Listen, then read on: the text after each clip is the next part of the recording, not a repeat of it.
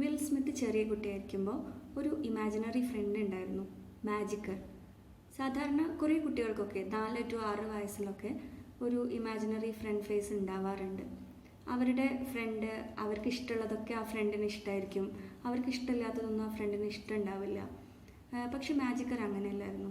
മാജിക്കറിന് അവൻ്റേതായിട്ടുള്ള അഭിപ്രായങ്ങളും ഇഷ്ടങ്ങളും ഒക്കെ ഉണ്ടായിരുന്നു.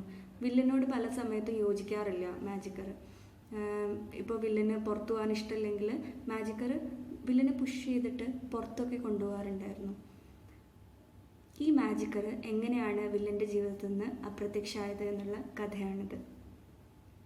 ഈ വില്ല് താമസിച്ചിരുന്ന സ്ഥലത്തിൻ്റെ കുറച്ച് അപ്പുറത്തായിട്ട് ഒരു സെക്സ് ഒഫൻഡർ ഉണ്ടായിരുന്നു. ആ നാട്ടിലെ കുട്ടികൾക്കൊക്കെ ഭയങ്കര പേടിയായിരുന്നു അയാളെ.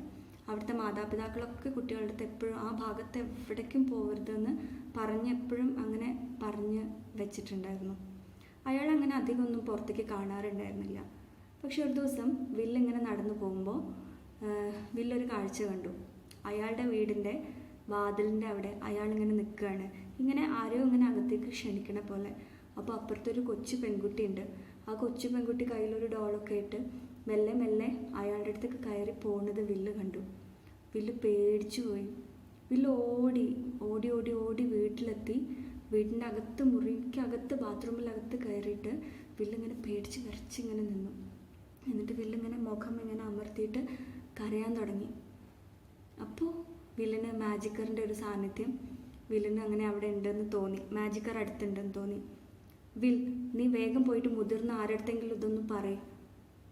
ഇല്ല, അയാൾ കണ്ടിട്ടുണ്ടാവില്ല, ഞാൻ അയാളെ കണ്ടത്, ഞാൻ പറയില്ല. വിൽ, നീ ഇപ്പോൾ നിൻ്റെ പാരൻസിൻ്റെ അടുത്ത് ആരടുത്തെങ്കിലും നീ ഇത് പറയണം, നീ ഇപ്പോൾ പോകും വിൽ. ഇല്ല, എനിക്ക് പറ്റില്ല. വില്ല് ഇങ്ങനെ കൈ ഇങ്ങനെ മുഖത്തേക്ക് ഇങ്ങനെ ആക്കിയിട്ട് ഇങ്ങനെ അമർത്തി ഇങ്ങനെ കരഞ്ഞുകൊണ്ടിരുന്നു.